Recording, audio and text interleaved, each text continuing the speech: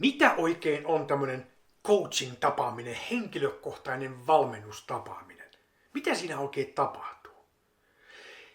Tätä multa kysytään aika usein tämmöisten potentiaalisten asiakkaiden taholta, jotka ei ole aikaisemmin käyttänyt mitään tämmöistä henkilökohtaista valmennusta tai coachingia. Ja tällä videolla mun tarkoituksena on kertoa sulle ainakin mitä mun coaching-tapaamisissa suurin piirtein tapahtuu, mikä on se juttu, mitä siellä tehdään. On kuitenkin tärkeää ymmärtää myös se, että tällaisia koulukuntia, coaching-koulukuntia ja tyylejä on hyvin paljon erilaisia. Eli se, mitä mä nyt tässä kerron, ei välttämättä päde kaikkiin. Mutta nyt mä ainakin kerron sulle, mitä sä voit odottaa, jos sä tuut mun valmennukseen.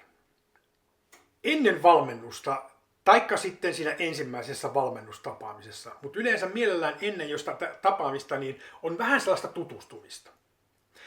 Mä haluan selvittää, että olenko minä oikea valmentaja auttamaan sinua, ja toisaalta myös tärkeää on se, että sinä valmennettavana asiakkaana koet, että okei, sä voit luottaa muhun ja että sä uskot, että mä voin auttaa sua.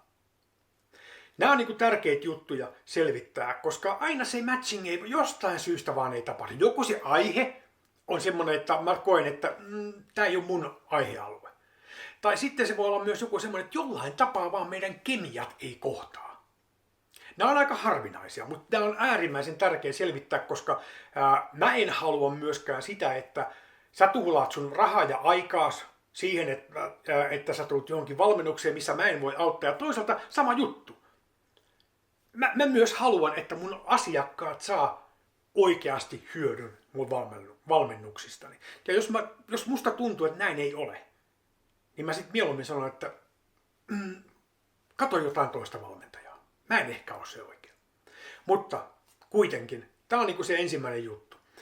Ja sitten kun ollaan tämmöinen tutustumisvaihe tehty, joko se on siinä tosiaan ennen tapaamista tai sitten tämän tapaamisen aikana heti alkuun, niin sen jälkeen mä oikeastaan kysyn, mulla on 2 sellaista pääkysymystä, mitkä mä kysyn, vois sanoa ihan varmasti aina. Yksi on se, että mitä sä haluat. Eli mikä on se tavoite, mikä on se semmoinen juttu, mikä sä haluat saada aikaiseksi. Mikä on se ongelma, mihin sä haluat ratkaisun tai mikä tahansa. Eli täytyy selvittää oikeasti, mitä halutaan. Ja sitten se toinen kysymys, mitä mä kysyn oikeastaan aina on, että okei, sä haluat tätä, mikä tässä tavoitteessa on sulle tärkeää. Se, että se tavoite on sulle jollain tapaa tärkeä, on hyvin tärkeä sen takia, että mä haluan myös selvittää ensinnäkin sen, että sulla on oikea motivaatio siihen, ja että se motivaatio on sun motivaatio, että se on sun tavoitteesi, ettei se ole vain joku ulkoa tuleva tavoite, johon sä et niin kuin koe ollenkaan mitään sellaista niin kuin tärkeyttä tai intohimoa tai mitään motivaatiota, miksi sä haluaisit sen saada. Jos käy ilmi, että sulla ei sellaista sisäistä motivaatiota tai inspiraatiota siihen tavoitteeseen ollen, niin sitten on 2 vaihtoehtoa yleensä. Joko me ruvetaan katsoa sitä tavoitetta, tai sitten me ruvetaan katsomaan ylipäätään, että mikä sulle on tärkeää. Ja miten sun arvomaailmat, ja voiko sitä tavoitetta muokata sun arvomaailman kautta, tai mitä se onkin sitten tilanne. Ne on aina hyvin tapauskohtaisia asioita. Mutta nämä 2 asiaa niin täytyy mun mielestä aika pitkälti olla siellä. Tiedetään mitä halutaan ja se, että se on tärkeää asiakkaalle. Sen jälkeen kun nämä on selvitetty, niin mä yleensä kysyn esimerkiksi riippuen aina mistä on kysymys, mutta vaikka, että mitä sä oot tähän mennessä niin kun kokeillut, mitä sä oot tehnyt saavuttaaksesi tämän tavoitteen, mikä se onkaan. Tämän tarkoituksena on selvittää aika paljon se, että onko jotain, joka on jo jollain tapaa edes osittain toiminut, voidaanko me hyödyntää sitä ja tehdä sitä asiaa ehkä paremmin. Tai sitten, että jos henkilö on koittanut jotain, niin mitä meidän pitäisi keksiä jotain uutta, mitä asiakas ei ole vielä kokeillut. Toinen kysymys, jota mä hyvin usein kysyn, on, että mikä on estänyt sua tai mikä estää sua tällä hetkellä saavuttamasta sitä tavoitetta, mikä se sitten onkaan. Ja tämän kautta me usein päästään kiinni uskomusmaailmaan ja semmoisiin rajoittaviin uskomuksiin.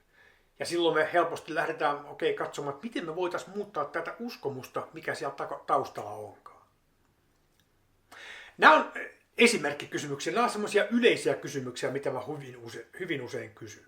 Toki siellä on sitten huikea määrä kaikenlaisia muita tarkentavia kysymyksiä ja muita kysymyksiä, joita mä kysyn asiakkaalta. Ja riippuen aina sitten asiakkaan vastauksista, niin se määrittelee sen, että miten me edetään siinä coaching-sessiossa, siinä tapaamisessa. Joskus on niin, että me tehdään kaikki hyvin keskustelullisesti, eli me vaan keskustellaan, mä esitän kysymyksiä, asiakas vastaa ja näin poispäin, me mennään eteenpäin siinä ja pyritään löytämään niitä ratkaisuja, millä asiakas saa sitten sitä muutettua ajatteluaan ja käyttäytymistään niin, että tavoitteet saavutetaan. Sitten joskus, ei aina, usein voisi sanoa kuitenkin, niin tehdään jotain tekniikkaa tai harjoitusta tai jotain tällaista. Esimerkiksi uskomuksiin liittyen hyvinkin usein meillä on erilaisia tekniikoita, millä me voidaan muuttaa meidän uskomuksia, meidän uskomusjärjestelmää ja näin poispäin. Eli se on usein kombinaatio keskustelua, tekniikoita, joskus vaan toista ja niin poispäin. Aina siinä tietenkin keskustelua on kyllä. Mutta tekniikat tulee joskus kysymykseen, ei aina, tosin aika usein. Tämmöinen tapaaminen mulla yleensä kestää semmoinen ehkä tunnista 1,5 tuntia. Jos on ensimmäinen tapaaminen eikä ole käyty oikein vielä sitä tutustumiskeskustelua, niin siinä voi mennä parikin tuntia. Joidenkin pelkojen kanssa, joita mä oon hoitanut hyvinkin paljon, niin parhaimmillaan, nopeimmillaan me saadaan helpotusta pelkoihin jo 1,5 tunnissa. Voisi sanoa, että pääsääntöisesti tunnissa. Mutta sitten on iso skaala kaikkia muita tavoitteita asiakkailla, niin sitä ei aina tiedä. Mutta noin keskimäärin voi olettaa, että menee 1,5 tuntia. Mä en koskaan veloita ajan perusteella. Mä veloitan aina niin kuin sen toteutuneen tuloksen perusteella. Eli niin kuin mä sanoin, niin jokaisen tapaamisen alussa me määritellään joku tavoite, että mitä asiakas haluaa, mitä sä haluat. Ja sitä me sitten työstetään niin kauan siinä tapaamisessa, että sinä koet, että tähän on tapahtunut merkittävä muutos, että nyt sä tiedät, miten sä etenet tämän asian kanssa, taikka että se ongelma on kokonaan kadonnut, sitä ei niin kuin enää vaan saada aikaiseksi siinä ajattelussa. Tai mikä se onkaan, taikka että sulla on selkeät askelmerkit, miten sä toimit. Mä annan ehkä joskus kotitehtäviä, että kun nämä tekee, yleensä tämä on 1-3, ei oikeastaan 3 enempää, harvoin 3, jotain simppeliä, joita sitten asiakas tietää, että okei, näitä mä lähden tekemään ja mä saan niin kuin selkeät askelmerkit ja kartan sille, että miten tämä mun tavoite saavutetaan. Ja se on se pointti. Asiakas, sinä päätät, tai oikeastaan perustuu siihen, että sinä koet sen, että sulla on nyt joku ratkaisu tähän asiaan. Mä en katso kellosta, että hups, tunti on kulunut, nähdään ensi kerralla.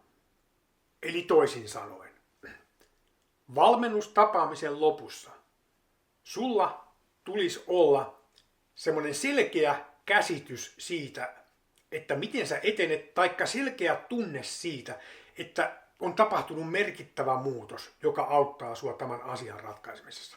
Taikka sitten se, että asia on ihan kerta kaikkiaan jo ratkennut. Tämä on nyt kuitenkin hyvin tärkeä pointti. Minä en tee niitä muutoksia sun puolestasi. Sinä itse asiakkaana teet ne muutokset siinä sun omassa ajattelussasi, omassa käyttäytymisessäsi, mitä tahansa se tarvitseekaan, jotta sä saat ratkaistua sen ongelman, mikä on estänyt sua saavuttamasta asiaa, mitä sä oot halunnut. Mun tehtävä on auttaa, opastaa, just käyttää harjoituksia, kysymyksillä auttaa ja aukasta jotain solmuja, auttaa sua aukaisemaan solmuja tai mitä tahansa. Mutta sun tehtäväs on kuitenkin tehdä ne muutokset. Mä en voi muuttaa sun ajatteluasi. Kysymys ei ole mistään siis ajatusmanipuloinnista tai aivopesusta. Ei, ne on sun ajatuksia ja sun täytyy ne muutokset tehdä. Mä autan siinä ja teen parhaani siinä, että sä saat aikaiseksi ne haluamas muutokset, tarvitsevat muutokset. Näin. Toivottavasti mä sain tällä videolla vastattua joihinkin sun kysymyksiin, mitä sä oot ajatellut coaching-tapaamisista ja näin poispäin. Ja toivottavasti, mikäli susta tuntuu, niin sä oot valmis myös tekemään buukkauksen joko minulle coachingin tai ketä sä oot hyvänsä ajatellutkaan sun valmentajaksi. Niin, että sä voit lähteä eteenpäin tässä asiassa ja uskallat lähteä siihen. Se on hyppy. Joo, mä tiedän. Mutta mä uskon myös, että oli kuka tahansa sun valmentajas, kuka tahansa sun coachis, niin sä pääset eteenpäin asioissa, haasteissa. Kiitos paljon, että katsoit tämän videon ja voi hyvin.